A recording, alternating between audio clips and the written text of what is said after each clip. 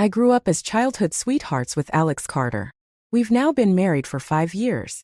That evening, I hugged Alex tightly from behind, rubbing my cheek against the back of his neck. It's our wedding anniversary. You promised to go with me to Seaview City to see the ocean. Alex kissed my cheek lightly and said in a soft voice, "All right." Before boarding the plane, Alex seemed oddly distracted.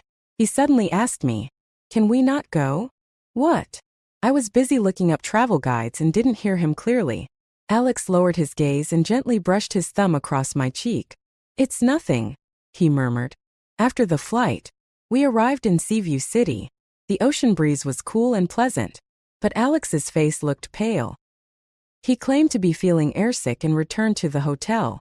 I was worried, so I decided to check on him. When I opened the door, I found him pacing back and forth, holding his phone. His usually calm and composed face was now tense, showing rare signs of anxiety and restlessness. Unfortunately, it seemed no one was answering his calls. "What's wrong?" I asked with concern. Alex startled, quickly putting down his phone and forcing a smile. "It's nothing," he said. "I just can't get through to the HR manager at work." Alex was a dedicated workaholic and hadn't taken a vacation in years. Once, I asked him why he worked so hard. He flicked my nose with a doting smile and said, "To take care of you, my little princess."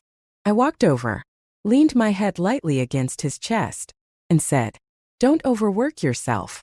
He held me close and smiled. "All right," he said. I didn't notice the slight hoarseness in his voice.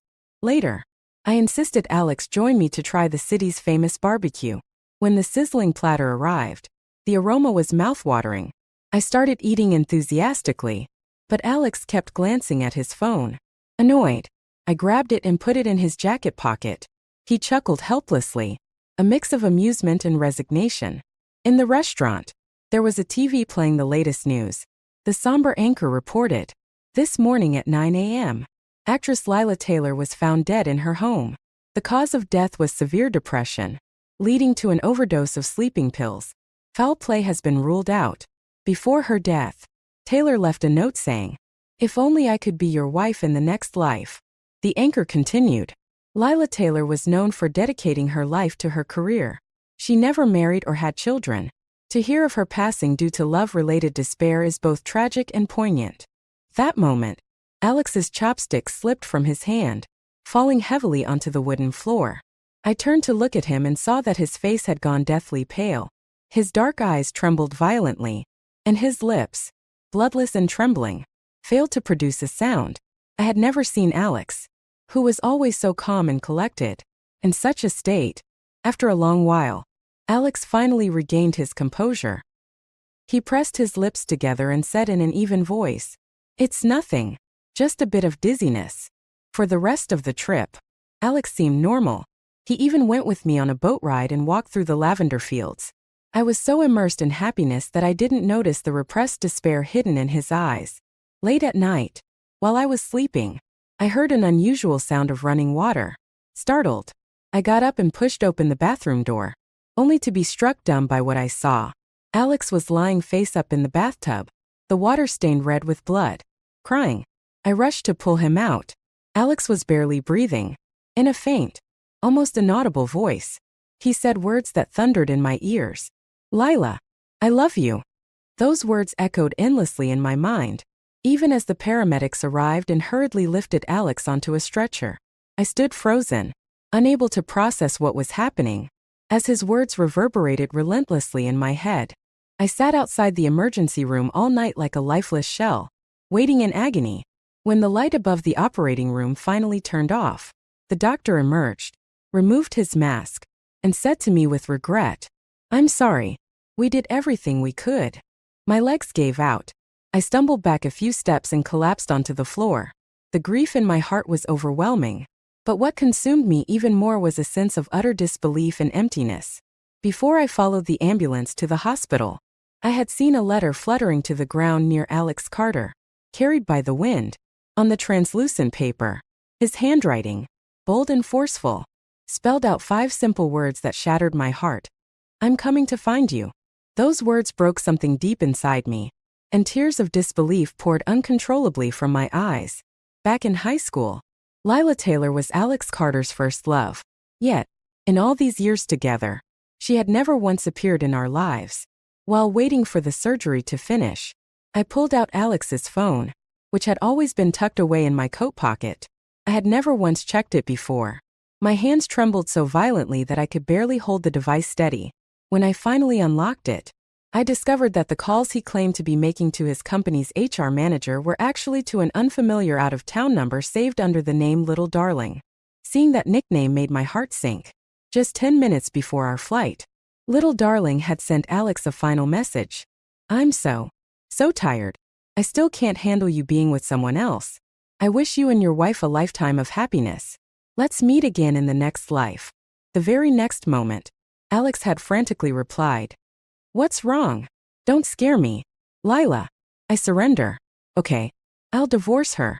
But Lila had never responded. Alex's words, "I'll divorce her," tore through me, leaving a searing pain that coursed through my entire body. I thought back to his restless behavior on the plane. He wore headphones, supposedly listening to music. Yet his brow remained tightly furrowed, his whole demeanor uneasy. His call logs were filled with unanswered calls, pages of read missed call notifications. The normally composed and distant Alex had called over and over. Desperate and unrelenting, Alex had always been so rational and steady, never once losing control in front of me. But now, he was gone to be with his little darling, leaving me behind. I returned home from Seaview City, unable to recover for days. After graduation, I had no contact with Lila Taylor and had no idea Alex harbored such deep feelings for her. It was as if the years I spent with Alex had been a lie. I realized I had never truly known him at all. The fallout didn't end there. News of Alex's suicide quickly spread. The timing was too coincidental, and some people dug into their past, discovering that both Alex Carter and Lila Taylor had been classmates in the same year and homeroom at Northwood High School. Rumors about their teenage romance began surfacing, and soon their story went viral on video sharing platforms. In the videos, there were glimpses of their younger selves in school uniforms, laughing, teasing, full of youthful charm. Yet, for reasons unknown to the world, they had gone their separate ways, never confessing their unspoken love. Over the years, they shone brightly in their respective fields, yet they were never again able to embrace one another. The video showed Alex, dressed in a sharp suit, attending corporate events, his eyes never leaving Lila, who was invited on stage in a stunning red gown.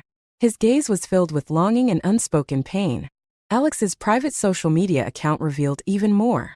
Every year at midnight on Lila's birthday, he posted, "Happy birthday, Lila," with pictures of her favorite bunny-themed items. His words were tender, cautious, and filled with devotion. Even the cheap wristwatch Alex carried with him at all times, never letting anyone else touch it, was a gift from Lila years ago. The world was captivated by their tragic love story. A radiant actress and a reserved, dignified executive, both bound by love yet unable to be together. People called them a modern-day Romeo and Juliet, bound by regret and tragedy. In the end, their story concluded in shared sacrifice. Meanwhile, the legal wife left behind, was reduced to nothing more than a female version of a bitter and powerless Marquis Ma. I laughed and cried like a madwoman. Alex Carter and I had been childhood sweethearts for 20 years.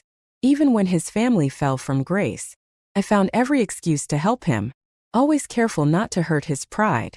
After graduating from college, I stood by his side as we built a life from nothing. We lived in tiny rented apartments, surviving on instant noodles. During freezing winters, we clung to each other under icy blankets for warmth. He used to kiss me and talk about all the dreams he wanted us to achieve together. But none of that, none of my time or youth spent with him, could compare to the fleeting high school romance he shared with Lila Taylor. Did I mean nothing to him? As if the betrayal wasn't enough, my private information was leaked. On my way to collect Alex's ashes, I was ambushed by a group of deranged fans. The leader, her face twisted with rage, threw acid at me and screamed, "You homewrecker who ruined Lila and Alex's love. Go die." The excruciating pain was unbearable. I stumbled back, dazed, and when I looked up, I found myself surrounded by my high school classmates. My homeroom teacher's stern voice boomed. Jillian, not only are you sleeping in my class, but now you're talking in your sleep. Just because your family has money doesn't mean you can do whatever you please. The haze in my head cleared, and my vision slowly focused. I saw my furious high school teacher glaring at me, and beside me, sitting upright in his school uniform, was Alex Carter. He stared straight ahead at the blackboard, his posture impeccable. He wore black-framed glasses, his messy hair falling over his forehead, exuding the innocent charm of youth. I overheard whispers from nearby classmates. The rich girl Jillian is clinging to Alex again, asking him to tutor her. Too bad she's hopeless, just sleeping her way through class. Alex must be sick of her. Imagine being the top student in school and getting stuck with someone like her. The teacher snapped. Jillian, answer this problem on the board. What's the solution? If you don't know, go stand outside. I looked at the jumble of mathematical symbols on the board, completely lost. A low voice whispered to me, 1/3. It was Alex. But I didn't use the answer he gave me. Instead, I said, I don't know, teacher. Without waiting for a response, I picked up my books and left the classroom. I caught a glimpse of Alex's bewildered expression. It wasn't hard to guess why. He had given me the answer, but I had refused to use it. In my previous life, I had been playful and lazy, falling to the bottom of the class after entering the advanced program. I ended up attending a second-rate college near Alex's prestigious university, and I leaned heavily on our childhood friendship. Whenever I couldn't answer a question in class, Alex would quietly help me. When his family went bankrupt, I pretended to pay him high tutoring fees, using it as an excuse to help him financially. My blatant favoritism made me the target of mockery. People laughed behind my back, calling me Alex's lapdog. Years later, after building a business with Alex, I transformed from a pampered rich girl into someone who could endure rejection, humiliation, and setbacks without giving up. Yet now, as I looked at the youthful Alex before me, his face still innocent but full of determination, waves of complex emotions surged within me. Resentment began to brew. This time, I vowed not to repeat the same mistakes. After class, I stood outside for an entire period, my legs aching, leaning against the wall. I tapped my heels against the floor. Then, Alex approached, holding a workbook in his hand. His voice was soft. Tired? I've explained this problem several times. This time, I wrote out all the steps for you. He smiled faintly as he handed me the open workbook. His neat handwriting was marked in red ink, clear and precise. But as I looked at those words, I couldn't help but think of another night, bitterly cold, when Alex scrawled 5 wild and passionate words on a piece of paper. I'm coming to find you. 2 years before, Alex's family had gone bankrupt overnight. His father fled, and his mother sank into depression. He became the target of ridicule, labeled a once proud but now broken fallen noble. Many people bullied him, but I always stood in front of him, like a proud mother hen protecting her chick. In the end, I became the one everyone mocked. In my previous life, after Alex's death, I found a journal on his phone. One entry stood out. Lila Taylor is the ray of light in my otherwise hopeless life. And as for Jillian Grant, she was just someone who humiliated me with her money when I was at my lowest. I didn't take the workbook from him. With a tone of cold indifference, I said, Alex, you don't need to tutor me after school anymore. And I won't insult your fragile pride with tutoring fees either. Hearing my words, Alex's hand holding the workbook stiffened momentarily, but his expression quickly returned to calm. He smiled softly, his voice gentle. Don't be ridiculous. It's senior year. If I don't help you, who will? Or is this because I told someone yesterday that I think of you like a little sister? Are you upset about that? Yes, Alex Carter, at 18, had always been aware of my feelings for him. But just yesterday, at the corner of the staircase, he had casually told someone, Jillian, I just think of her as the cutest little sister. He reached out, intending to pat my head as if to soothe me. His sharp features softened with a hint of affection. But to me, it was nauseatingly fake. I slapped his hand away and said coldly, Don't touch me. The back of his pale hand turned red from my strike. Alex's face stiffened. Just then, a commotion erupted in the hallway. The previously rowdy students suddenly surged toward the office, shouting excitedly, "A new girl transferred to our class. And she's stunning." I glanced at the date. It was indeed this day. Outside the office, a crowd of students craned their necks, trying to catch a glimpse of her. All eyes were fixed on Lila Taylor, who stood inside the office.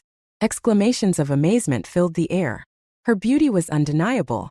She had a slender figure, an oval face, large clear eyes, and soft, slightly wavy hair cascading over her shoulders. Everything about her inspired a strong desire to protect her.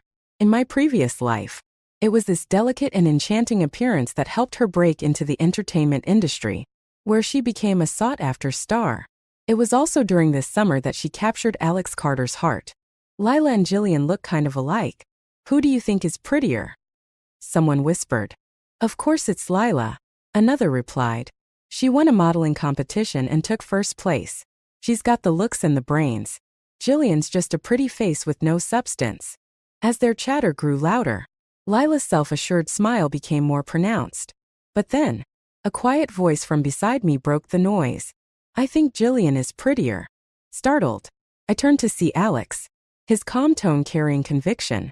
His words drew astonished stares from everyone, including Lila, who had clearly heard him. Lila's expression shifted from pride to bitterness.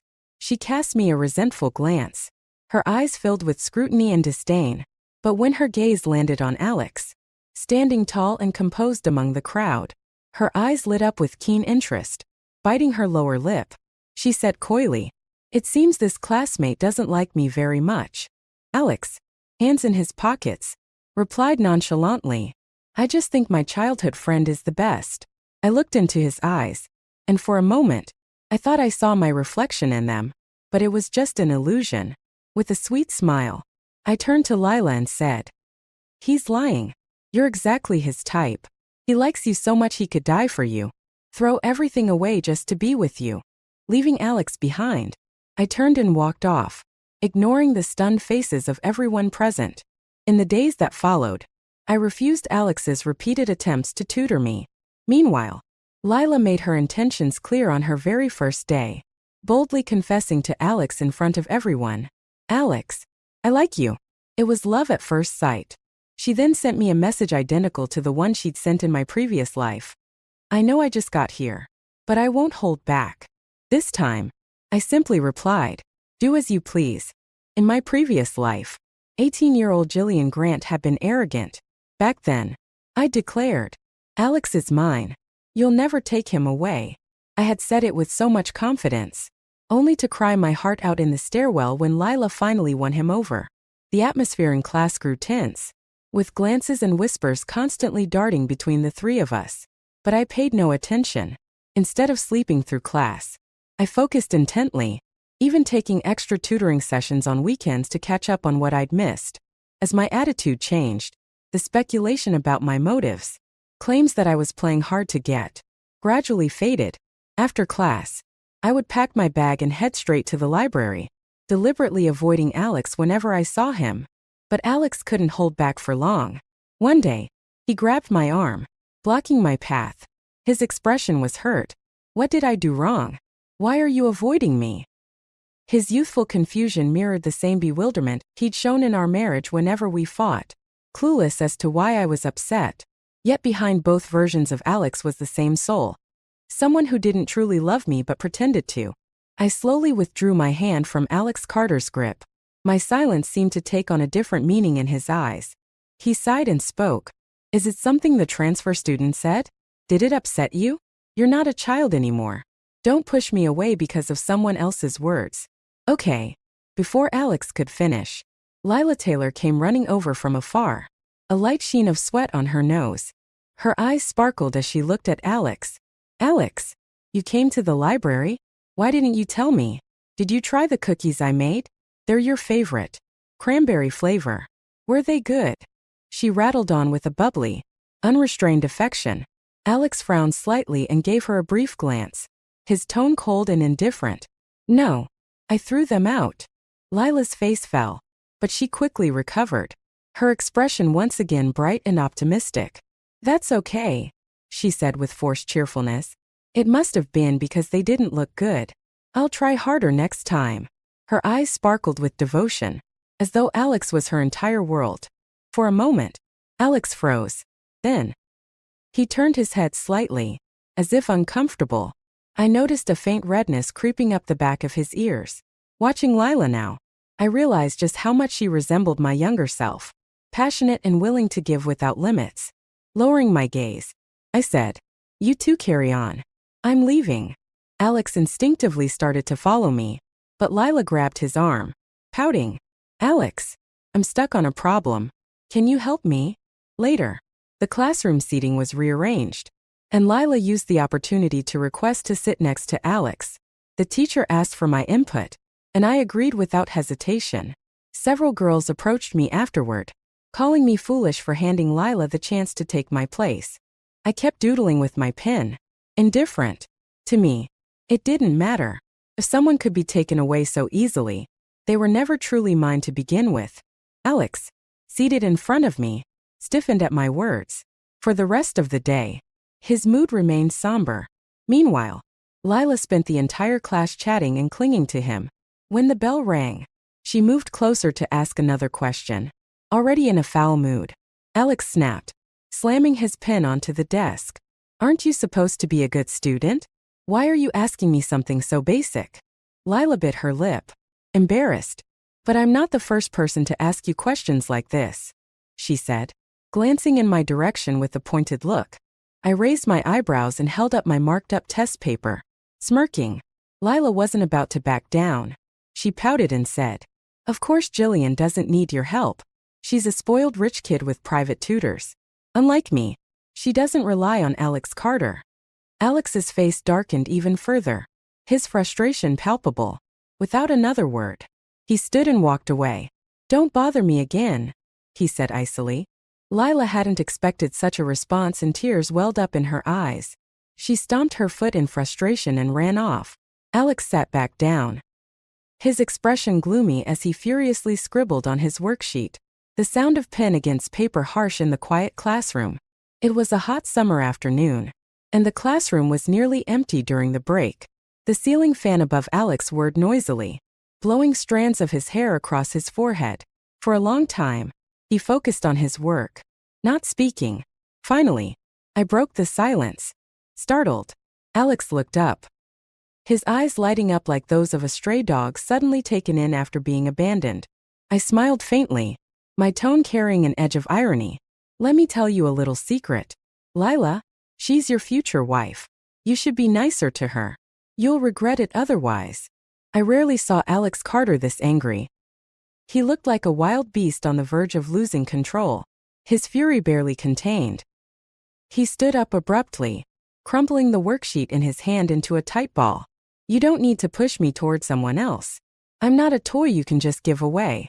In my previous life, he had gotten this angry before. Once, after we got married, I lashed out at him in frustration and said, "If you can't stand me, let's just get divorced." Alex had reacted the same way back then, his usually handsome features twisted with a mix of anger, disbelief, and profound vulnerability. He held me tightly, his tall and broad figure trembling against me as he pleaded, "Don't say things like that. Don't leave me, Jillian." His voice, at 28, had been broken and fragile, just like the 16-year-old version of him who had run to me in the middle of the night after his family went bankrupt. He'd been so helpless, so terrified. He played his role so well that even after his death in my previous life, when all the evidence was laid out before me, I still refused to believe that. Throughout our years together, his heart had always belonged to Lila Taylor. After that day, Alex and I stopped talking completely. I relished the peace and quiet. Meanwhile, provoking me became one of Lila's favorite pastimes. She started sending me countless photos of her and Alex together, his long, fair hand covering her petite wrist as they sat side by side, their closeness unmistakable. Alex creating detailed study notes for her, far more meticulous than the ones he had ever made for me. Alex taking her to watch the sunrise, his exhausted face resting on her shoulder. the sunlight highlighting his profile in a way that made him look almost otherworldly. It was as if she were copying, frame by frame, everything Alex and I had once done together in my previous life. Lila had sent me these photos before, and back then, I was furious. I had stormed over to her and slapped her twice across the face, an act that only made Alex think I was irrational and petty, deliberately targeting Lila without reason. After graduating college, I had given up my luxurious villa to live in a rundown rental apartment with Alex. He focused on his tech work, while I exhausted myself seeking investments. Time after time, I faced rejection, returning home utterly drained, only to find solace in our shared warmth. I would play with Alex's fingers and say, "When you make it big, let's travel the world. We'll go skiing in Switzerland, feed pigeons in Italy." He would pinch my nose and promise, "When that day comes, I'll drop everything and go with you." But as his company grew and thrived, Alex sold his shares at its peak, invested in a more promising venture, and became CTO of a prestigious firm. Those promises he once made were never brought up again. Now, looking at the photos Lila had sent me, I felt nothing. I calmly compiled them into a collage and posted them on social media with a simple caption. Copy-paste. 99% accurate. I didn't hide the post from anyone. It was public for all to see.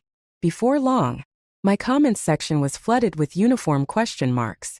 Much later, Alex responded with a single word, "Okay."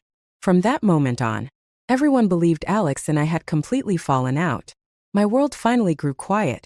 Even our homeroom teacher noticed the change. She pulled me into her office, showering me with praise. "You've made so much progress.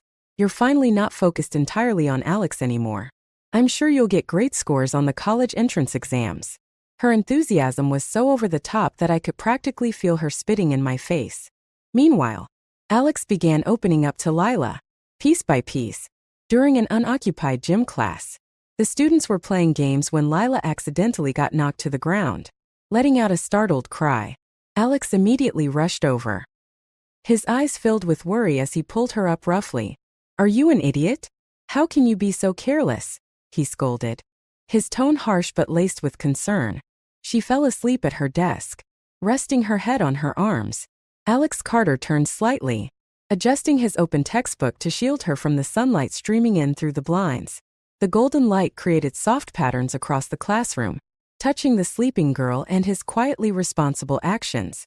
Eventually, Alex and Lila Taylor officially got together. The classmates' gossiping glances occasionally drifted toward me, but I didn't care. I was focused on preparing for the finals. My grades had improved remarkably, not just because I had refocused, but because years of hardship in the adult world had hardened me. Our homeroom teacher excitedly announced in front of the class that I had ranked in the top 3 for the entire grade, while Alex, immersed in his world with Lila, seemed startled and turned to glance at me. That was when he noticed my once waist-length hair had been cut into a shoulder-length style, and that the colorful beaded bracelet he had given me for my 15th birthday was gone. After school, Alex hesitated for a moment. Uncharacteristically, he didn't leave with Lila but instead called out to me. "Jillian, where's your bracelet?" he asked, pointing at my wrist. My wrist was bare. That bracelet, which Alex had given me and which I had worn for 13 years, was something I had discarded on the first day of my rebirth, tossing it into the trash without hesitation. "It's gone," I said simply. Alex took a deep breath and seemed to quickly accept the fact. "I'm with Lila now," he said, as if explaining himself. "I know you don't like her, but try to get along. She'll be your sister-in-law in the future." I smiled bitterly. I had chased Alex for 5 long years before finally achieving what I thought was happiness. But Lila hadn't needed to do anything. Alex had already given her a firm place in his future. He didn't notice my expression and continued. "I know you're upset and that you've been avoiding me because I called you my little sister. But..." He took another deep breath, his tone faltering.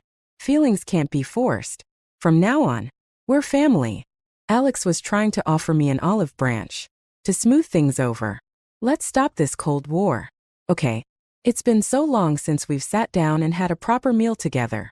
I murmured in response, not committing to anything. The college entrance exams were just around the corner, and the mounting pressure was driving me to the edge. I was so stressed I felt like I might pull out all my hair. To help us relax, our homeroom teacher organized a picnic on a nearby mountain as our last group activity before the exams. Coincidentally, I ended up in the same group as Lila. As the crowd thinned out, she moved closer to me, her tone sharp and mocking. "Jillian, I saw Alex come to talk to you after school that day." She leaned in, whispering in my ear, "Even if you like Alex Carter, so what? He's mine now." I didn't bother to react, not even sparing her a glance. "Do you know why I transferred to Northwood High in our senior year?" she continued, trying to draw my attention. "Because I saw you and Alex shopping for textbooks at a bookstore once. His eyes were always on you, smiling the entire time. I thought it was interesting. It annoyed me." She smirked, her expression full of satisfaction, as if she had won some unspoken game. "You're rich. You're beautiful. Surely you can't have it all. Life can't let you have a perfect love too, can it?" Her voice dripped with schadenfreude, her eyes gleaming with malice. I had always known Lila's family background was modest, but I hadn't realized the extent of her jealousy. That jealousy had twisted her, turning her into someone who found joy in others' pain. I finally asked the question that had been gnawing at me. "Do you actually like Alex Carter?" Lila Taylor smiled, her eyes brimming with smugness. "Of course not. It's just for fun. He has nothing left. Only your feelings for him.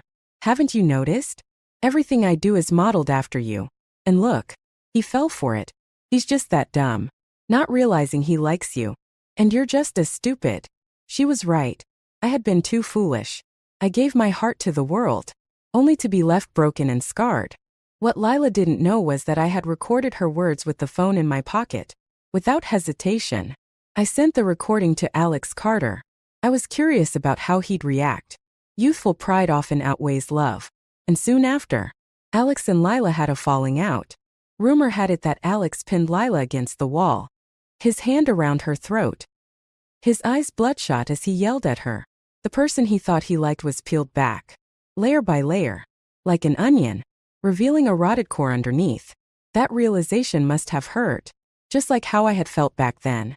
With 30 days left until the college entrance exams, during a crucial mock test, Alex Carter suddenly disappeared. Every teacher was frantic, contacting his parents and searching everywhere. But there was no trace of him. Even as the 2-day exam ended, Alex never returned. Exhausted, I walked home, only to find a man dressed in black standing by my door. My nerves instantly tensed, and I gripped the self-defense alarm tightly in my hand. "Jillian." The voice was Alex Carter's, hoarse and trembling, tinged with despair. I almost didn't recognize him. He rushed forward and hugged me tightly, his whole body shaking uncontrollably. It was eerily similar to the Alex of my previous life. He muttered, "I had a dream. A long, long dream. It was so long it terrified me. I dreamed that we were together, and then we got married. But because of Lila, I left you on our wedding anniversary, abandoning you to face the world's cruelty alone." His voice was slow, like he was recounting a nightmare he could never wake from. "I dreamed you were attacked with acid. Your face melted away as you screamed in agony. My ashes lay shattered next to you, and everyone around just laughed at your misery. No one helped you. You were always so delicate, so afraid of pain. How much must it have hurt when the acid hit you?" His voice cracked as if he was on the verge of collapse. "I dreamed you were taken to the hospital, unable to accept your disfigurement. And one spring day, as your wounds itched, you jumped to your death." Tears streamed uncontrollably down his face, his red-rimmed eyes fixed on me, desperate, pleading. "That's not true, right? Tell me it's not true." I laughed coldly, swallowing the surge of bitterness and resentment that threatened to spill out. My silence was answer enough. Alex staggered back, disbelief etched across his face. Then, to my shock, he dropped to his knees before me. His proud figure bent as though it had been broken by an invisible force. Burying his face in his hands, he began to sob, tears trickling through his fingers as his shoulders shook. I'm sorry. I'm so sorry," he choked out. His words became disjointed, rambling like someone who had lost their sanity. "After I died, I became a spirit and saw Lila. She wasn't dead at all. She faked her death to escape from someone she offended. She was jealous of our marriage, so she sent me those texts, pretending she was going to kill herself. Alex's voice cracked, descending further into incoherence. He seemed entirely consumed by guilt and despair, his emotions unraveling in a chaotic mess. How could I have been so foolish? We were married for 5 years. So happy. We were even planning to have a child next year. Alex's face twisted, broken by pain. It's all my fault. I destroyed everything. He could no longer distinguish between past and present, sinking into a maddening spiral of despair. I felt nothing. Watching Alex in such a pitiful state was almost laughable. I left him there, consumed by his regret, and walked away without looking back. Alex and Lila broke up for good. Soon, the college entrance exams arrived. 3 years of hard work would be decided by a few sheets of paper. My pen moved relentlessly, marking a perfect conclusion to those years. Alex, on the other hand, performed poorly. His results barely qualified him for a second-tier university, turning him into a cautionary tale for teachers to warn future students. Lila's choice, as in my previous life, shocked everyone. She turned down college altogether and chose to pursue a solo career in the entertainment industry. And me, the one everyone least expected, became the school's dark horse, scoring high enough to qualify for a university. When my results came in, my parents were ecstatic, singing my praises and hosting a grand celebration. Relatives showered me with congratulations, their smiles genuine and full of pride. Meanwhile, Alex sent me message after message, each one cautious and tentative. He kept asking where I was planning to apply, whether I would choose a university. I could guess his intentions. He wanted to attend a school in the same city as me. When acceptance letters arrived, I was admitted to the top program at W University, my first choice, 2.000 kilometers away from where Alex would be. Life is too short and unpredictable. I wanted to explore and learn as much as possible. I thought that would be the end of it, that I could finally leave it all behind. But in my first month at college, I saw Alex standing beneath the dormitory building. He was worn out, his face full of fatigue from long-distance travel. "Jillian," he said, his voice trembling. "I'm sorry." His gaze locked onto me, filled with an endless plea. "I was so preoccupied with Lila because I felt guilty," he began. "I thought it was my fault. My one comment about her being beautiful and ambitious made her chase after fame. I never expected her to take her own life. That guilt consumed me. But now I know. Jillian, it's you I've always loved. I came back to make things right, to ask for your forgiveness." I looked at him, his broken expression reflecting the same despair I'd felt when I saw his lifeless body in my previous life. I curled my lips into a mocking smile and said, "I saw your messages. Alex, you told Lila you surrendered. You begged her not to die. You said you'd divorce me. All those years we were together, you were thinking about her every second of every day. We supported each other through everything. Yet on our wedding anniversary, you made me witness your death." My tone grew colder. "And you call that love?" Finally, I spat out the words, full of contempt. "Get out. I never want to see you again." Later, my roommates told me they had seen a man standing motionless outside the dorm all night, like a silent statue. I thought Alex would give up, but he didn't. Every month, he traveled 2.000 kilometers to see me, staying far enough away not to disturb me. He would leave a gift each time, sometimes roses, sometimes a colorful beaded bracelet, sometimes souvenirs from around the world. The love and tokens I had waited for in my previous life were finally arriving, but I didn't keep any of them. I threw every single one away. This version of me no longer needed them. On his 10th visit, as I watched Alex's desolate figure walking away, I finally called out to him. His eyes, colder than the night, lit up for a moment, but my words extinguished that hope entirely. "Stop coming. Every time I see you, I have nightmares." "What kind of nightmares?" he asked, his voice trembling. I didn't answer. It didn't need to be said. The color drained from his face, his eyes returning to a bottomless black. After a long pause, he simply replied, "Okay." True to his word, Alex never appeared again. But every year, without fail, he sent me a birthday message. "Happy birthday. Jillian Grant. The messages came without fail, year after year, until I turned 30. Even then, his words arrived right on time, like clockwork.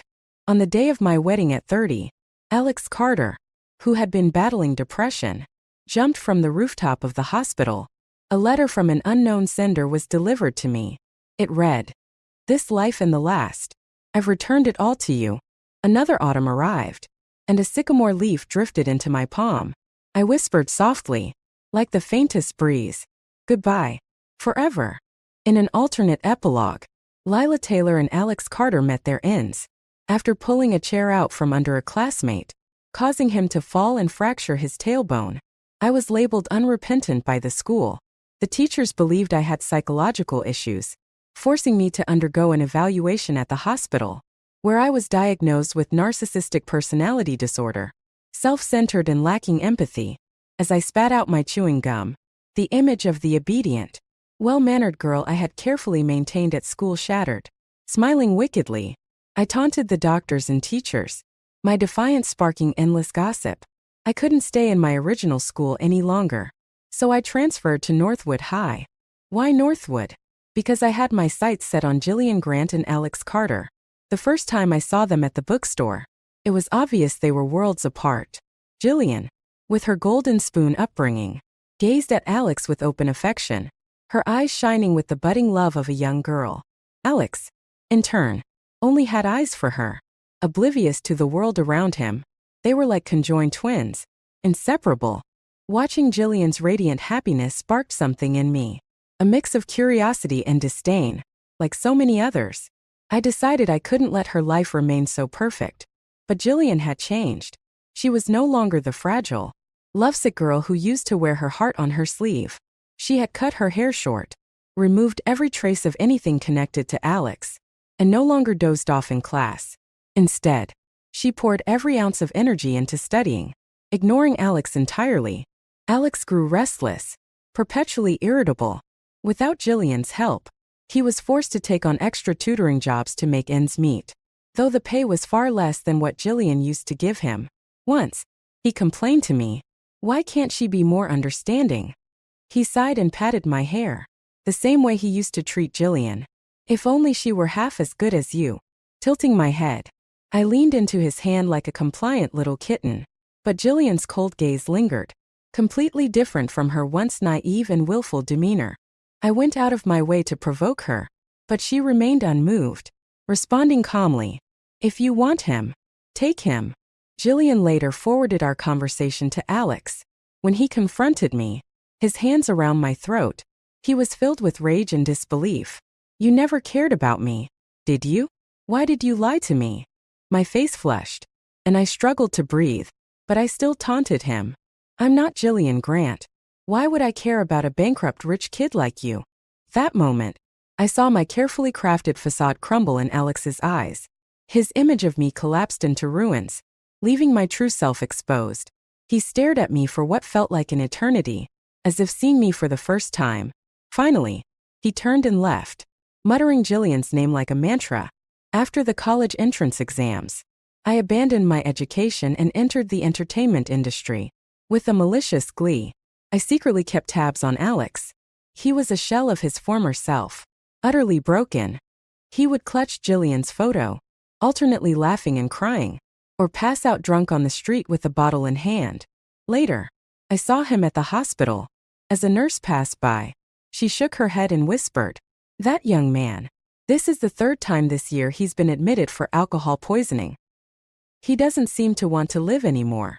Wearing high heels and pretending to be his relative, I entered his hospital room. Standing over him, I looked down at his skeletal figure.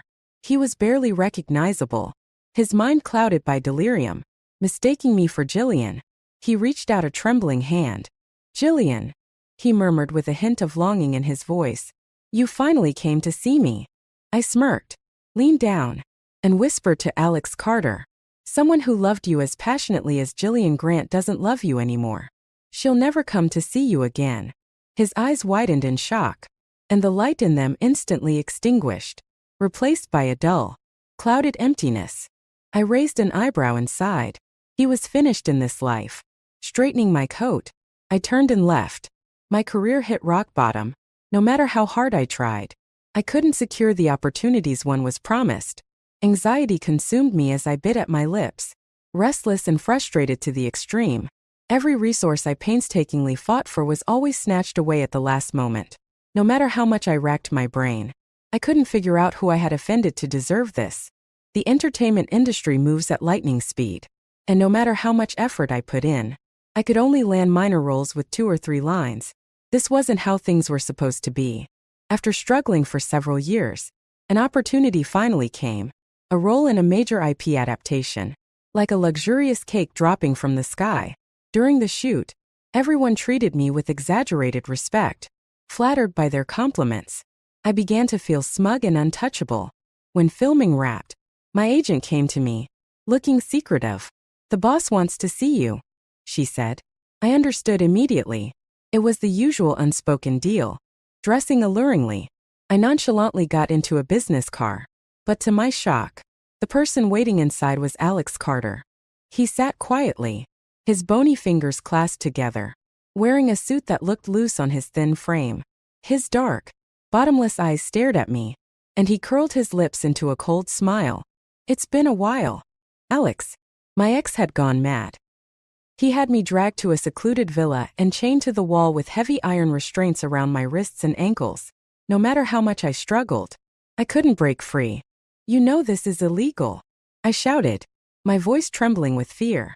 Backing away from him, I tried to retreat further into the corner of the room. Alex sat leisurely in a crimson velvet chair, watching me with a detached air. He seemed frail, his body visibly weak. As he laughed, blood spilled from his lips, but he merely wiped it away with a handkerchief. Unconcerned, he smiled at me, his expression soft but chilling. "Lila, if not for you, I would have died long ago.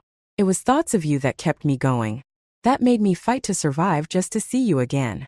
My confusion evaporated in an instant, replaced by rage.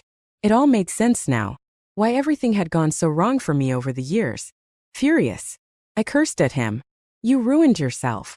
You're the one who turned into a wreck of a man. Why are you blaming me?" But Alex didn't seem angry. Instead, he stood up, his skeletal hand reaching for my neck. The cold touch of his fingers made every hair on my body stand on end. With his lashes lowered, he spoke in a soft, almost tender voice. "Didn't you say you wanted to be my wife in your next life? Now, your wish has come true. You'll stay with me forever." I was kept in that villa, cut off from the world. Each day, I was given only scraps of bread to eat, leaving me weak and helpless. Every day, Alex would come to me with a pink diary, reading stories aloud. It didn't take long for me to realize he was recounting the childhood memories of himself and Jillian Grant. From their earliest days to high school and beyond, this diary must have been Jillian's. I thought, she must have discarded it, and Alex had taken it as a keepsake. He read everything, from their carefree days to the years of hardship. He talked about how Jillian never left his side, even when his family went bankrupt. "Do you know," Alex said one day, his voice soft yet filled with pain, "when my father's debtors couldn't find him, they tried to drag me away to sell me. Jillian risked getting beaten to call the police. She found me, her face swollen from being slapped. Even though she was so delicate, she didn't cry when those men hit her. But she trembled as she touched my bruises, crying because she was afraid I was in pain." Alex's voice grew gentler as he continued. "Jillian had never done housework in her life, but after being with me, she did everything, even the dirtiest chores. Her delicate hands became rough and callous so quickly. She carried her bag every day, going door to door to beg for partnerships to help me. Once, she was so exhausted she fell asleep in a chair at the company, with nothing but a coat draped over her shoulders. I nudged Alex Carter awake, worried he might catch a cold. His eyes barely opened, but the first thing he said was, "Don't worry. Mr. Wong agreed to the partnership. Did you eat lunch properly?" His voice grew hoarser as he spoke, and eventually, he couldn't go on. I thought he was losing his mind again. I raised my eyes lazily and asked, "If you love her so much, why were you with me?" He tilted his head back, staring at the ceiling, his voice hollow. "I don't know. Maybe it was because of my insecurity. Maybe I couldn't handle the way Jillian looked at me, with so much kindness and pity. Even after I regained everything, I couldn't shake that feeling of inferiority. He paused, his tone softening. I used to call her my little sister, then accuse her of being condescending. I never realized I liked her. I kept thinking about you instead. I was stupid. I failed her. I'm a bastard. Alex bent over, clutching his head, lost in his own torment. I couldn't stand this melodrama. You're right. You are a bastard. So why don't you just go die? Alex looked up at me, his eyes bloodshot and wild. Oh, I'll die, he said with an unsettling calmness. But you're coming with me. Alex used his power to turn my worst rival into a star. He forced me to watch as someone I despised went from obscurity to fame, her face lighting up the big screen. My teeth clenched in fury as I watched her rise. Leaning close, Alex whispered in my ear, "In your last life, you were just as dazzling." I didn't understand, but he added, "Too bad you'll never get what you want in this life." Each month, Alex disappeared for a day. When he returned, he would sit motionless for hours, lost in thought. The villa was filled with unsent gifts, accumulating steadily. I had lost track of how long I'd been confined there. Day and night blurred together, my existence reduced to that of an insect clinging to a leaf, gasping for air. Alex started drinking again. He stared at his phone, laughing and crying in turns. From the fragments of his words, I learned that Jillian Grant was getting married. They said her fiancé was a wonderful man, gentle, considerate, from a prominent family. Their wedding was to be held in a 6-star hotel, followed by a world tour for their honeymoon. Alex laughed bitterly. See? She left me and is doing so much better without me. Eventually, Alex ended up in the hospital. On Jillian's wedding day, he jumped to his death. With Alex gone, his people scrambled in chaos, and I was released before I could even process it. The sunlight burned my skin as I stepped outside. My muscles, weakened by disuse, struggled to support me. I could barely walk. Suddenly, I realized I had nothing left, but I still had my looks. Or so I thought. Walking down the street, I noticed people staring at me strangely. A young boy tugged at his mother's hand and pointed at me, saying, "Mommy, that lady is so ugly." Ugly? Me? I stumbled toward a glass building. The reflection staring back at me was horrifying. My hair was a tangled mess, my skin waxy and sallow. I was gaunt, my body reduced to skin and bones from long-term malnutrition and lack of care. Dark spots marred my complexion, and fine lines etched deep into the corners of my eyes. For a moment, I couldn't believe it. I was no longer the vibrant, ambitious young woman I had once been. I had spent so long yearning to escape, praying for Alex's death. But now he was gone, and so was everything else. Alex's words echoed in my mind, his voice low and sinister like a devil's whisper. "You've been missing for so long. To society, you're already dead. No one remembers you." I looked up and saw an advertisement of my rival playing on a mall's giant screen. Her bold red lips, radiant confidence, and poised demeanor were the picture of success. The person I had been in my past life. Memories of my former glory flooded back. In my previous life, I had been a true winner, basking in applause under the spotlight. Now, I was nothing. I should have been someone admired by all, living a life of comfort and ease even if I offended powerful people. My later years should have been filled with glory and endless luxury. But now, with all hope extinguished, I summoned the last of my strength and stepped into the rushing traffic. On Sycamore Avenue, an accident occurred. At 11:50 a.m., a woman in white stepped into traffic and collided with a black sedan, dying instantly. The details of the incident are pending further investigation by authorities. When this matter is resolved, let's remarry. Okay. I was sitting on the stone bench in the villa's courtyard, lost in thought, when Ethan brought Lila in front of me.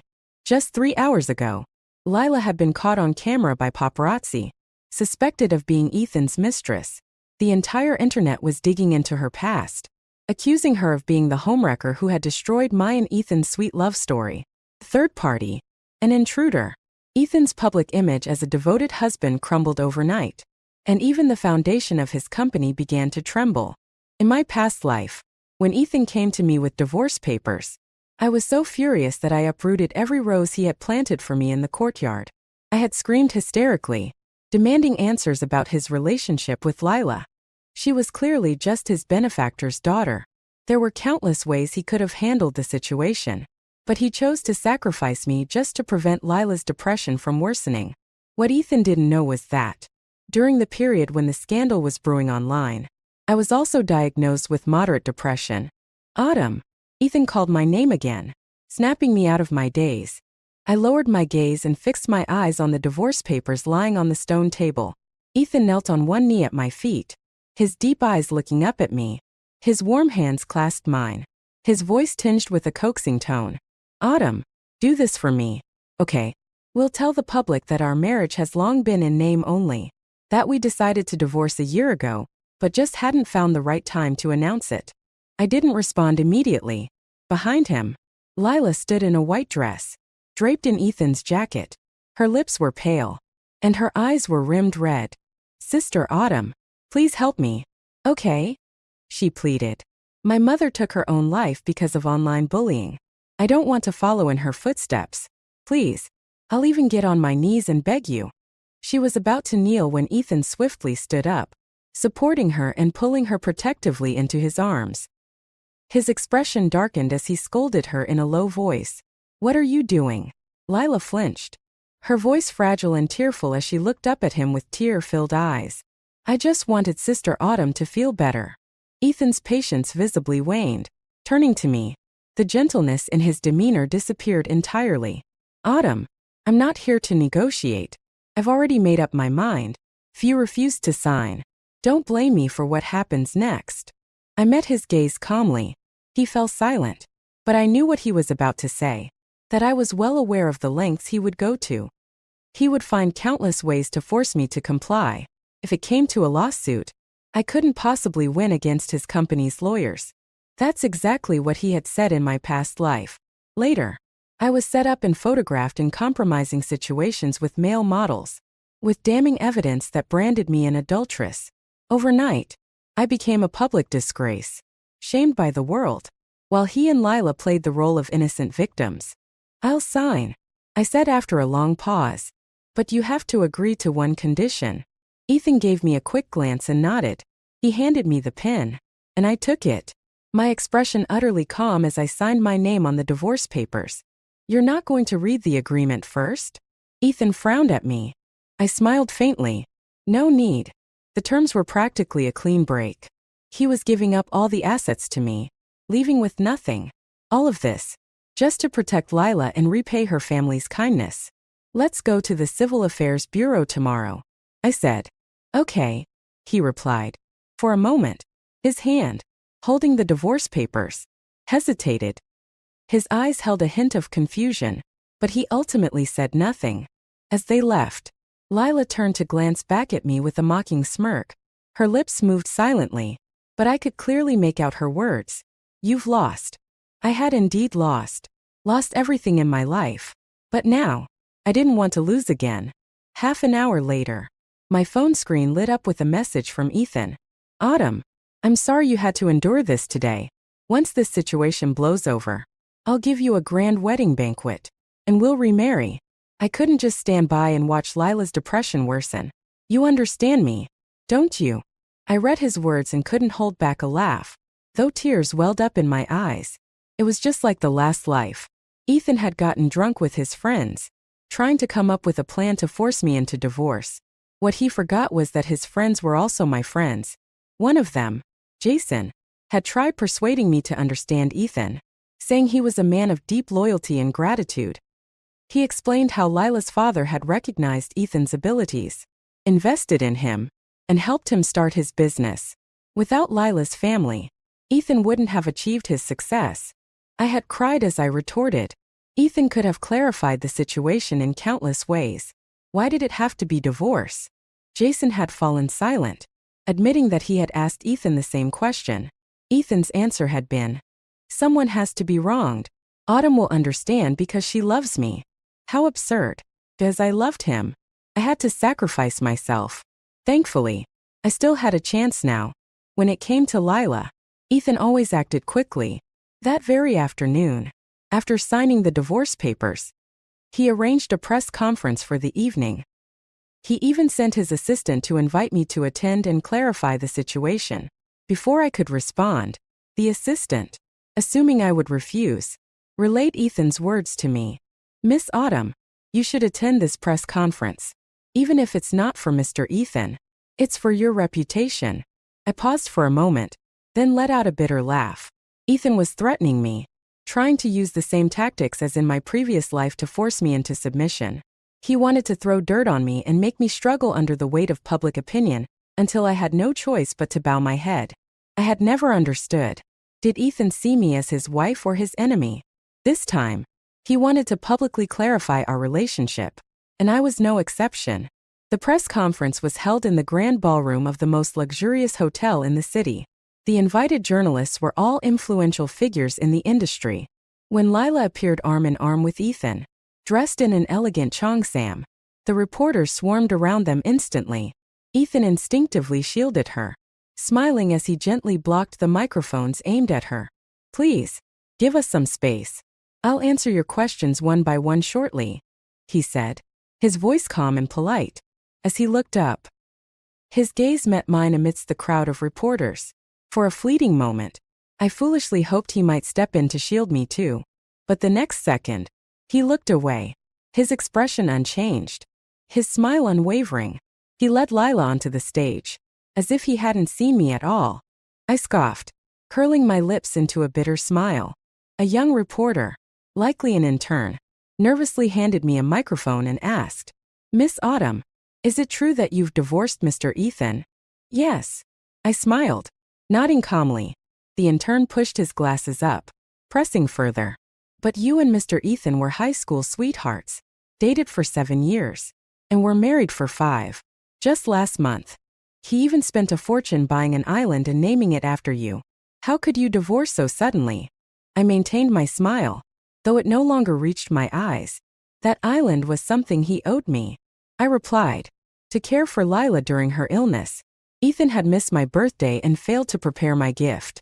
In my past life, I'd been foolishly overjoyed by the island, only to later learn it was Jason's idea.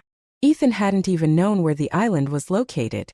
The intern hesitated before asking timidly, "Do you still love Mr. Ethan?"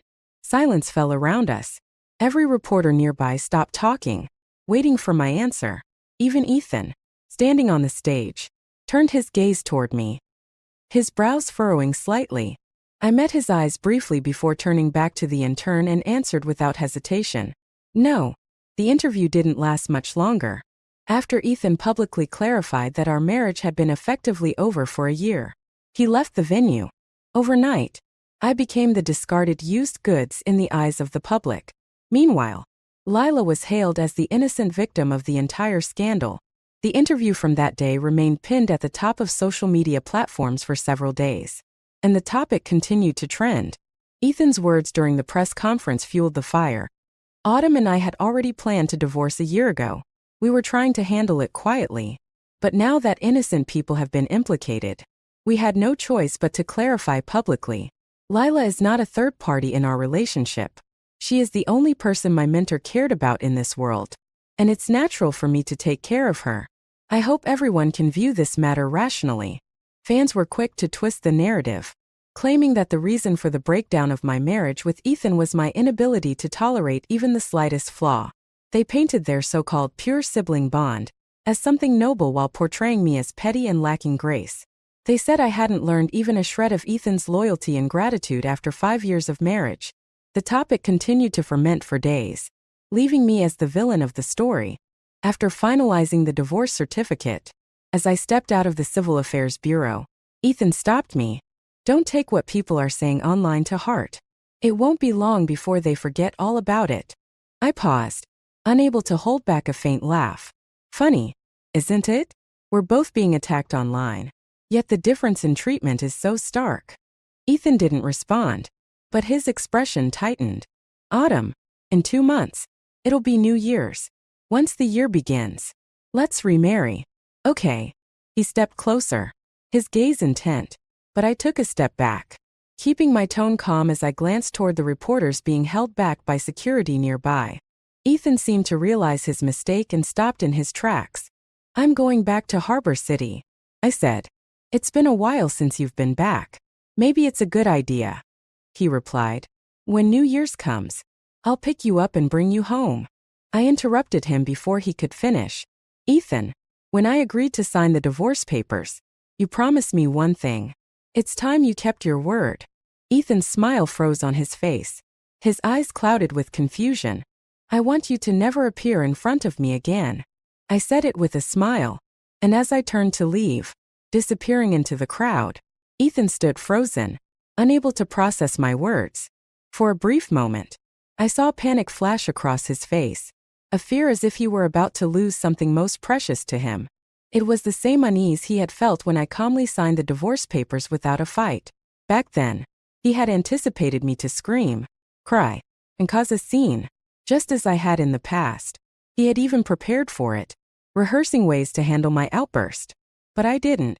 I picked up the pen with an expression as calm as still water, signed my name, and walked away. That moment, he had felt a fleeting urge to stop me, but in the end, he did nothing, telling himself it didn't matter. Autumn loved him deeply. After all, this was just a fake divorce. He could always make it up to me later. But Lila was different. He couldn't allow her to get hurt in any way. Years ago, it was Lila's father who had seen potential in him and risked alienating other shareholders to invest in Ethan's project. It was that decision that had elevated Ethan to his current status as one of the rising elites in the city. Before Lila's father passed away, he made Ethan promise to take care of Lila and ensure her well-being. Ethan couldn't bear to betray that trust. Jason once asked Ethan, "If one day, both Lila and Autumn were to fall off a cliff, who would you save?" Ethan had laughed then, dismissing the question as absurd. "I would save Lila, of course, but I would also die with Autumn." Jason had laughed along, but he added, "And what if Autumn doesn't want to die? Ethan, you can't take advantage of her love for you to keep hurting her like this. If she ever stops feeling your love, she will lose hope, too." Ethan hadn't taken those words seriously at the time, brushing them off without a second thought. He didn't realize how prophetic they would become. That night, Ethan returned to the villa. After marrying Ethan, I had always lived in the villa halfway up the hill. I was an exceptional artist, celebrated as a prodigy from the age of 10, when my ethereal landscape painting captivated audiences and earned me the title of a young genius in traditional Chinese painting. Everyone believed I had an extraordinary talent in this art form and would eventually become a leading figure in the field. And I did. But after our marriage, my own artistic style changed drastically. My works no longer held the same allure they once did. My mentor tried tirelessly to guide me, but it didn't help much. Eventually, I gave up painting altogether, even rejecting the idea of picking up a brush. Ethan stepped into my art studio and froze when his eyes landed on the landscape painting on the easel. With just a few strokes, the scene came to life, vivid and mesmerizing. Seeing the light on in the studio, Mrs. Chun came in, startled to find Ethan there. "Sir," she said hesitantly, "this painting, it's something Madam worked on." Ethan looked up. "When did she paint this?" "It was the day you brought Miss Lila home," Mrs. Chun replied. Ethan nodded slightly. He tried to smile, but no matter how hard he tried, he couldn't. Leaving the studio, he returned to the bedroom he had shared with me. He had told himself countless times that this was just a temporary divorce. Once the storm settled, he would propose to me again, give me the grand wedding I deserved, and make everything right. But somehow, his heart always felt empty. The words I'd said earlier that day, he brushed them off as things I had uttered in anger. In his mind, there was no way I wouldn't return to the home we had built together. The knock on the master bedroom door broke the silence. Sitting at the edge of the bed, Ethan looked up to see Lila standing at the door. She was wearing a thin dress, her cheeks faintly flushed, gazing at him quietly. "Why are you here?" he asked. Lila bit her lip before answering softly. "I was scared being alone at the hotel, so I came to find you." Am I bothering you?" Ethan frowned slightly but still said, "It's fine. It's late. I'll ask Mrs. Chun to prepare a guest room for you." Stay here tonight. As he reached for his phone to call Mrs. Chun, Lila stepped into the room. Her delicate eyes, filled with watery tenderness, looked up at him. Ethan, she said softly, I don't want to stay in the guest room. Is that okay? His frown deepened, his lips parting as if to refuse. But when he saw her reddened eyes, he hesitated. Eventually, his resolve faltered. By the time the plane landed in Harbor City, it was Mason who came to pick me up. Years ago, when he was 18, Mason had saved a girl only to be falsely accused of assault. He was sentenced to 3 years in prison. With a criminal record, no company was willing to hire him. I first met him at an art exhibition. He never spoke to anyone, always keeping his head lowered. Whenever someone approached, he would timidly shrink back. One night, as I was on my way home, I encountered a group of thugs and nearly fell victim to an attack. Mason happened to pass by. I thought he would turn a blind eye, but he didn't. Without a moment's hesitation, he stepped in to save me. Later, I asked him, what if I had turned on you, just like the others? He gave me a bitter smile and said, then so be it. Using my family's influence, I cleared his name and brought the truth to light. The day his innocence was proven, he stood in the distance, looking at me through teary eyes, bowing deeply in gratitude. 3 years in prison hadn't erased his kindness. After my father saved Mason and extended a hand to help him, he arranged for Mason to join our company, starting from the bottom. Now, Mason is my father's most reliable assistant. It's been a long time, Mississippi, Mason said, dressed in a trench coat, as he casually took my suitcase. I nodded, my nose stinging with an inexplicable sadness. 5 years ago, when I married Ethan and followed him north, Mason had been sent by my father to Country A for an intensive training program. In my previous life, I never saw Mason again before my death. Mississippi, are you planning to leave again after this visit? Mason asked. I shook my head. No, I'm staying. He smiled faintly. Mr. Chu was very happy to hear you've come back. Mississippi. Hearing that name, my hand clenched in my pocket, bitterness washing over me.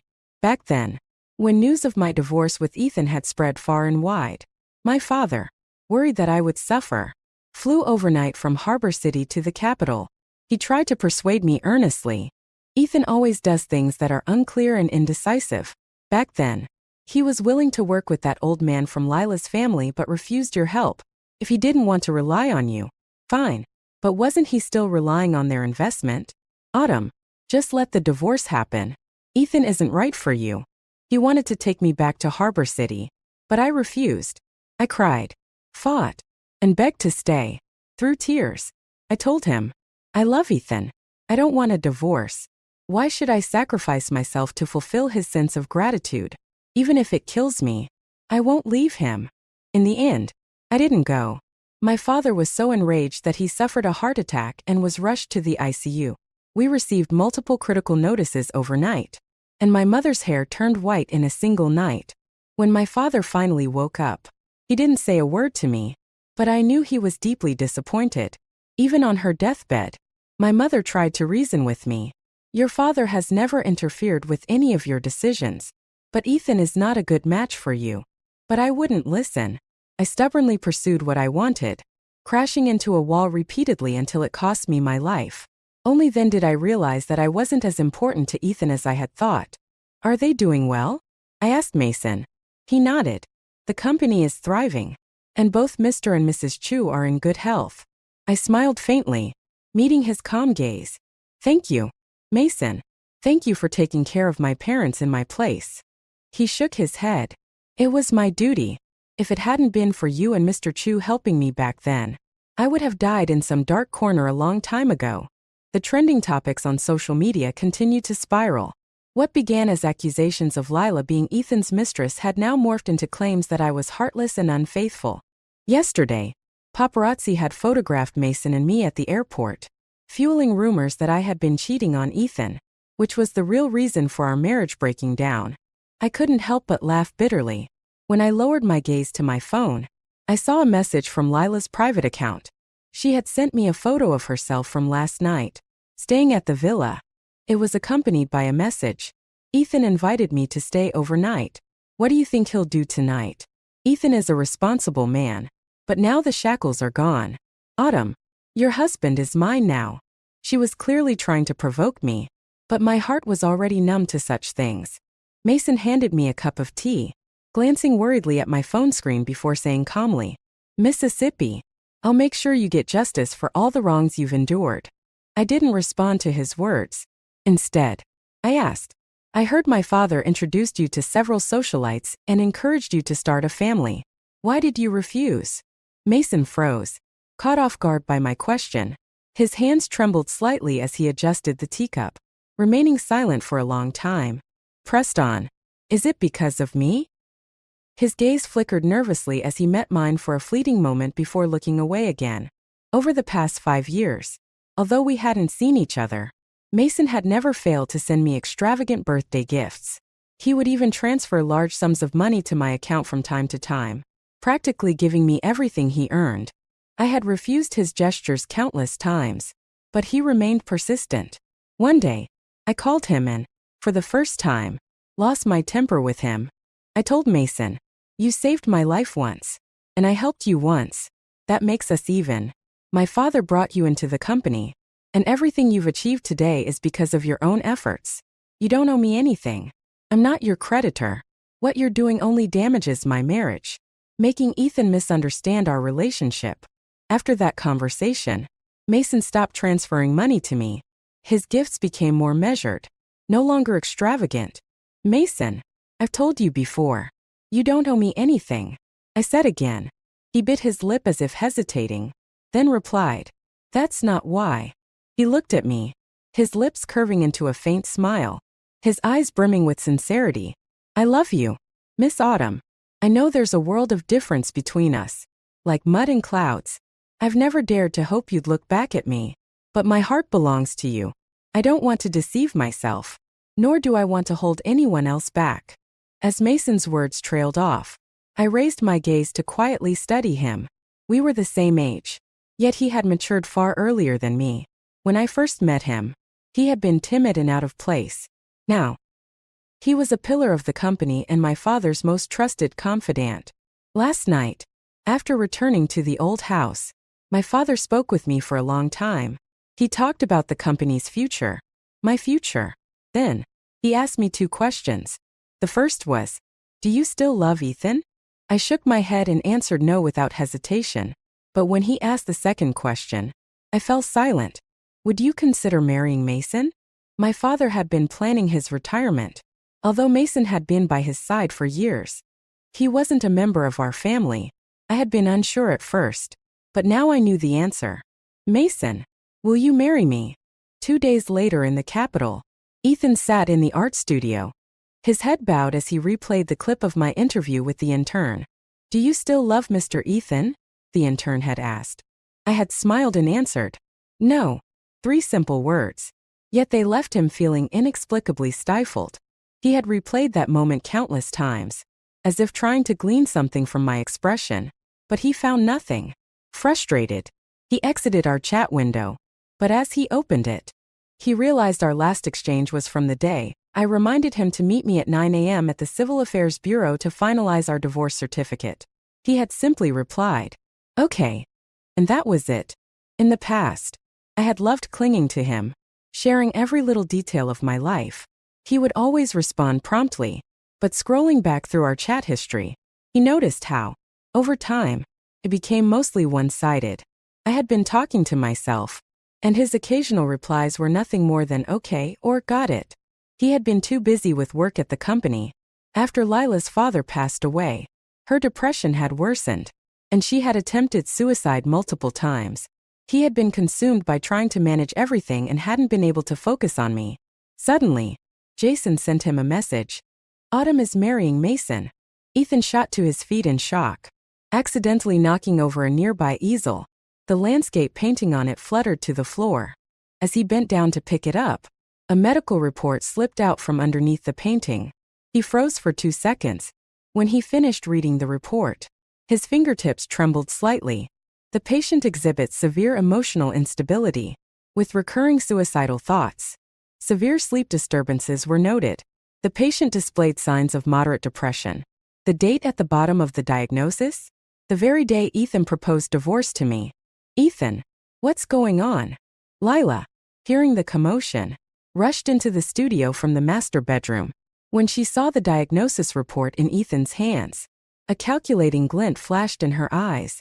May I take a look at that? She asked softly. Ethan said nothing, but his chest tightened painfully.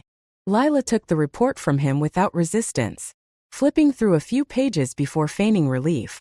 She patted his shoulder lightly and said, "Don't worry, Ethan. Remember, I'm also a depression patient. You've seen how bad it can get during my episodes. But that day, I saw Autumn. She looked perfectly healthy, not at all like someone suffering from an illness.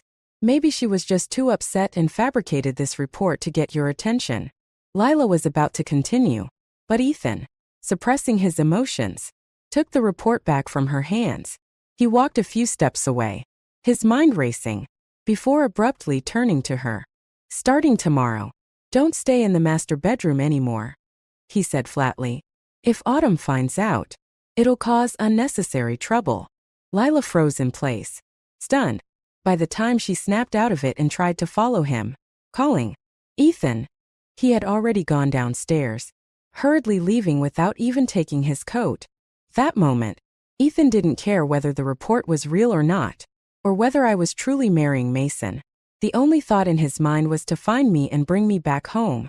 Mason, on the other hand, had been meticulously involved in every detail of our wedding preparations. During the day, he managed company affairs and supervised the wedding arrangements. At night, he sat in the living room, carefully writing out invitations by hand. "Autumn, you don't need to handle all these things yourself. Let your assistant take care of it. You're already working so hard. There's no need to exhaust yourself further."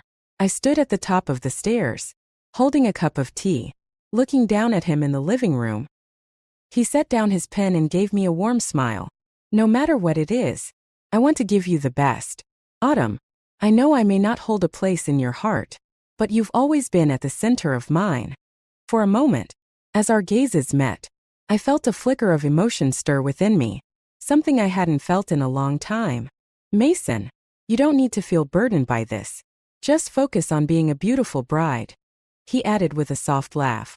His eyes, though calm, no longer hid the depth of his feelings. I smiled faintly and nodded, but I hadn't expected Ethan to show up in Harbor City. Mason and I had just stepped out of the fitting room after trying on our wedding attire when I saw Ethan standing under a camphor tree across the street. He wore a simple white shirt, his hair slightly disheveled, his face pale and devoid of its usual vitality. His gaze lingered on my hand clasped with Mason's before he looked away. Ethan forced a weak smile and said, "Autumn, I've come to take you home. We don't have to wait until next year. Let's remarry now." "Okay." As he took a few steps toward us, Mason instinctively moved to stand in front of me, but I stopped him with a gentle touch, adjusting his slightly crooked tie.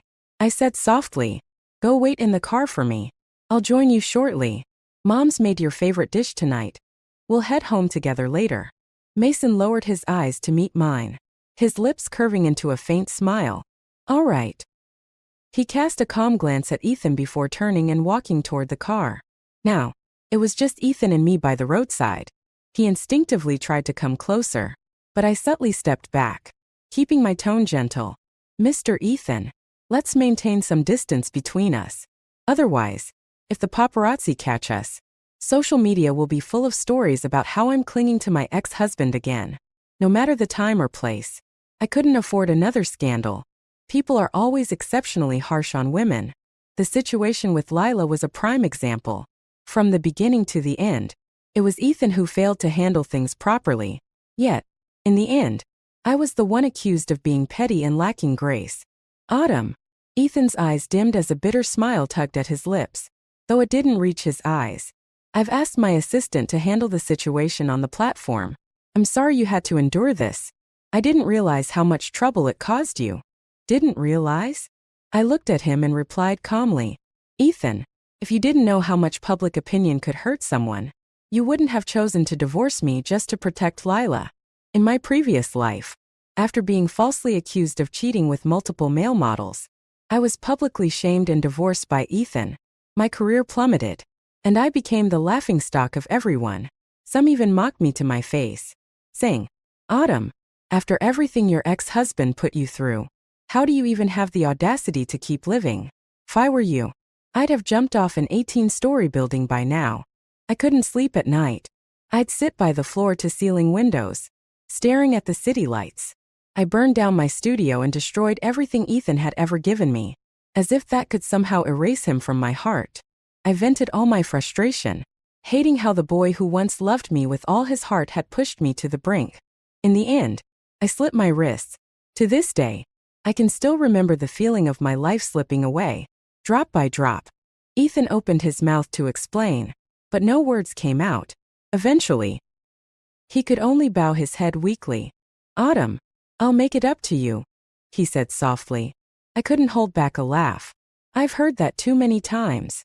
After Lila's father passed away, Ethan left our engagement dinner halfway through, saying, "Lila's having a problem.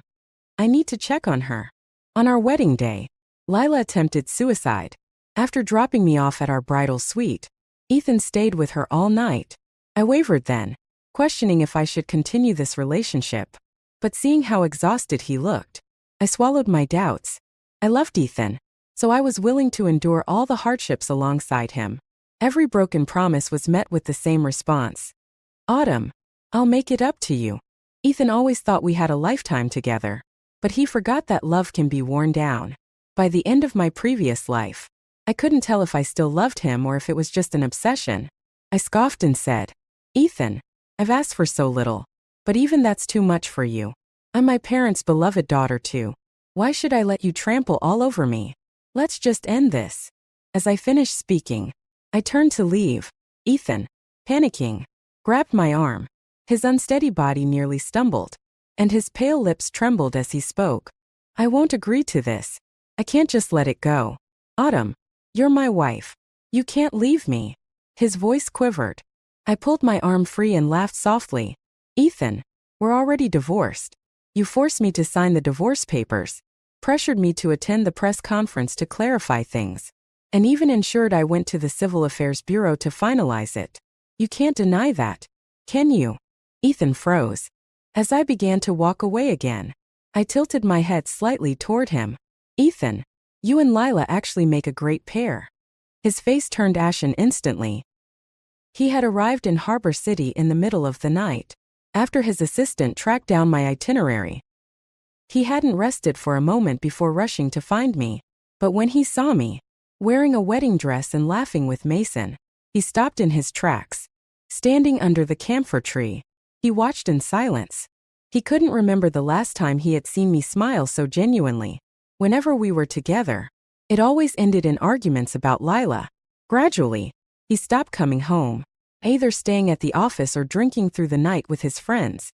That moment, he understood with absolute clarity that what I had said at the Civil Affairs Bureau that day was heartfelt. I didn't want him anymore, but he couldn't live without me. Inside the bridal boutique, Mason and I continued our preparations, unaware of the man standing outside, watching quietly. How long had he stood there? Even Ethan didn't know. All he felt was the sharp pain of realizing he might have lost me forever. He stood outside for who knows how long. At one point, he even considered barging in and punching Mason, warning him to stay away from his wife. But in the end, he couldn't take that step. He was afraid of how Lila might view him. "Ethan, Autumn left a while ago," Lila murmured, tugging on Ethan's sleeve and pulling him out of his daze. He lowered his eyes to look at her, his voice cold and slightly hoarse. "Why are you here?" I heard Autumn is marrying someone else. I was worried you'd be upset, so I came to check on you," she said softly, just as she reached out to hug him. Ethan frowned and pressed a hand firmly on her shoulder to stop her. For a moment, his eyes glistened, and Lila's voice became shaky. "Ethan, Autumn doesn't want you anymore, but I do. Let's get married." "Okay." Ethan had never denied her anything before. She had always assumed that after Autumn divorced him, she would naturally take the position of Mrs. Ethan. But now, Ethan's expression turned icy. "Lila," Do you even know what you're saying? I do. Ethan. I love you, she said, confessing her feelings for the first time. Ethan let out a pale, bitter smile. But the more he smiled, the closer he came to tears. Jason had warned him countless times. Lila's feelings for you aren't right, Ethan. If you can't keep her in check, she'll ruin your marriage. You should send her away before it's too late. But Ethan never believed him. Now, he realized how blind he had been. Harbor City was far from the capital. But once something hit social media, it didn't take long for it to spiral. On the third day of Ethan's attempts to reconcile with me, Mason sent him proof that Lila had falsified my medical report. Mason also compiled evidence of how Ethan had repeatedly prioritized Lila over me, even at the expense of his career. The evidence was released online, forming a damning narrative. Overnight, public opinion became sharply divided, but it no longer concerned me. Some accused Lila of repaying kindness with betrayal, ruining my marriage and causing its collapse. Others criticized Ethan for his hypocrisy, questioning why he couldn't repay Lila's father's kindness with money or resources instead of tormenting his wife to the point of despair and divorce. Ethan's reputation plummeted, and his company's stock wavered. Not long after, I uncovered evidence that Lila had staged photos of her and Ethan entering a hotel together. She had even hired online trolls to insult herself as a mistress to evoke sympathy. Mason released this evidence as well, turning social media into a chaotic battleground. Ethan, overwhelmed, reached his breaking point. He planned to send Lila abroad, but after seeing the trending topic, he nearly strangled her to death on the side of the road. Why did you do it? He demanded furiously. First, Lila tried to play the emotional card. But when his grip tightened and she could barely breathe, she suddenly burst into hysterical laughter and admitted, "Yes, I wanted to be Mrs. Ethan. I wanted Autumn out of the picture. Ethan, if you truly loved her, I wouldn't have had a chance to interfere." Ethan, consumed by rage, vomited blood on the spot and collapsed. A bystander captured the scene on video, and it quickly went viral online. Ethan's company's stock plummeted further, and he was removed from his position as CEO. As for Lila, her reputation was utterly destroyed, leaving her no choice but to leave the country. But fate was unkind. On her way to the airport, she was involved in a fatal car accident. On my wedding day, Mason gave me a grand ceremony, with flowers filling the city and fireworks lighting up the night. It became the talk of everyone. When a guest jokingly remarked that marrying Mason must have been the result of good karma in my past life, Mason let out a cold laugh and immediately had them escorted out of the venue. During his wedding vows, Mason spoke openly. "I am nothing more than the Chu family's live-in son-in-law. In this life, I belong to the Chu family in life. And in death, I'll be a ghost of the Chu family." Though my heart might not have entirely belonged to Mason, his unwavering devotion to me never wavered. On our wedding night, he held me tightly, as if afraid I might leave or vanish. It wasn't until I pressed him for answers that I learned Ethan had taken his own life. Before his death, he regained clarity for a brief moment. He sent Mason the medical report I had left behind in the studio, along with a letter addressed to me. The letter was long, every word drenched in guilt. He described a nightmare he had. In the dream, he forced me to divorce him, and when I refused to compromise, he schemed against me and set me up, sending me to the beds of several men. In the end, I was so desperate that I slit my wrists and ended my life. He wrote that the Ethan in the dream didn't intend to drive me to such despair. He only wanted me to bow my head and give in. He never imagined it would result in my death. Most of all, he confessed that he didn't know my illness was real. He swore that if he had known, he would never, ever have treated me that way. He wrote about how, in the dream, when he saw the blood covering the bathroom floor, his heart shattered. He wished he could have been the one to die instead. The letter ended with 2 sentences. Thankfully, the events in the dream didn't happen. I'm sorry. I let out a cold laugh as I read it. In the end, I casually tossed the letter into the trash, along with the medical report. Mason frowned slightly. "Mississippi," he murmured. I responded softly. "The old Autumn was sick, but I'm not that person anymore." Leaving him cured me. After a long pause, Mason's frown gave way to a resigned but affectionate smile. I looked at him and smiled back. Thankfully, in this life, I lost nothing.